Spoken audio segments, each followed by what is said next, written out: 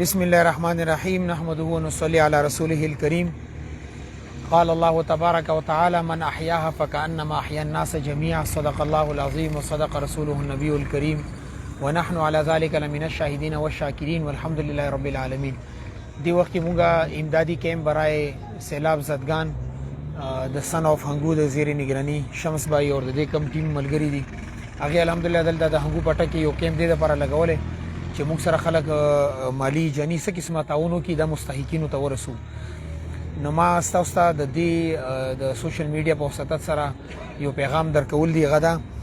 چې دی وخت کې پاکستان کې کم ځای کې سیلاب نه خلک متاثر شي دا ټول زموږ ورونه دي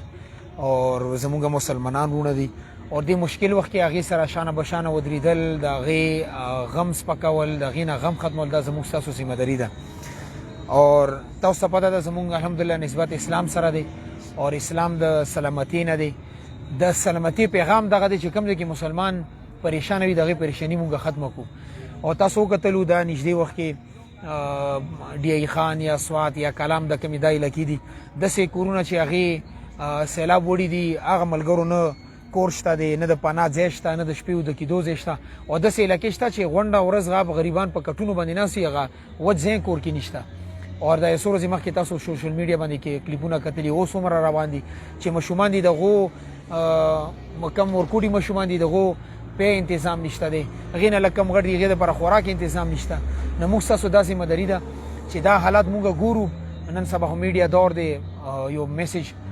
یسو سکندو کې پورا دنیا ته رسیږي دی خلکو ته زمونږه مالی جانی هر قسمه تعاون کول او دیو ته دغه خوراک رسول دیو ته د کپڑے رسول پیزار رسول او دیو ته د خ رهش تنظیم کول د زموږ تاسو ذمہ داری ده.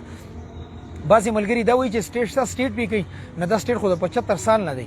او کومه یو باقاعدګي سره منسبه بندي و د مشکلات پوس نو خو بس بدقسمتی سره چونکی مخکې نه تنظیم نه وي او به ترتیبي سره کار رواني نه سیلاب راتلو سره موږ مشکلات سره بیا مخامخ وبارل موږ ذمہ داری دی وخت کې صدا غپری دغه هغه سره موږ نشته خو موږ تاسو د ذمہ داری ده چې موږ ان شاء الله دوسره شانه بشانه ودرېګو تعاون وکړو کوپریشن وکړو ورسره او تاسو کوم منتونه دي دلته موږ ته رغلي الحمدلله کپړې رغلي پیسې رغلي پیزار رغلي دا ان شاء الله زموږ د عملګری هغه مستحقینو ته رسي. نزه تاسو دا پیغام درکول غواړم چې تاسو خپل علاقې کې خپل مسجد کې خپل حجره کې خپل خاندان کې او ګرځيږي الته کې چاندا وکي کپړې راغونډې کې کم شي زونه کور کې زیاتی پرته دي کال شو تاسو نه دي استعمال کړي دی مطلب دا چې غاستا سو استعمال نه زائد دي غاستا سو پکار نه رسي غراوړي دی ملګرو سره جمع کې ان شاء الله دا به متاثرینو ته رسیږي او دې سره به ان شاء الله الله پاک تاسو دنیا آخرت د ادواړه جوړي ولی کم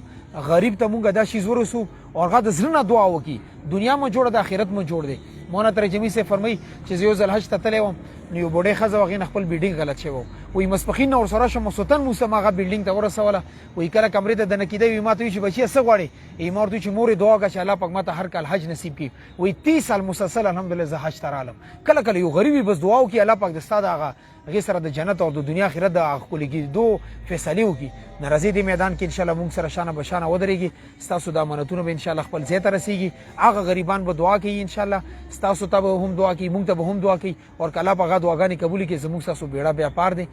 جزاکم الله ان شاء الله موږ سره دی کې شانه بشانه ودرېږي که تاسو خپل د تعاون رسو شي ډیره خبره او کتل ته نشي رسیدل نه دا چې کم ذمہ دار ملګری دي دیو کوشش کړي میدان ته وروتلی دیو ته حواله کې تاسو امانتونو بال ته رسي. جزاکم الله احسن الجزاء واخر دعوانا الحمد لله رب العالمين.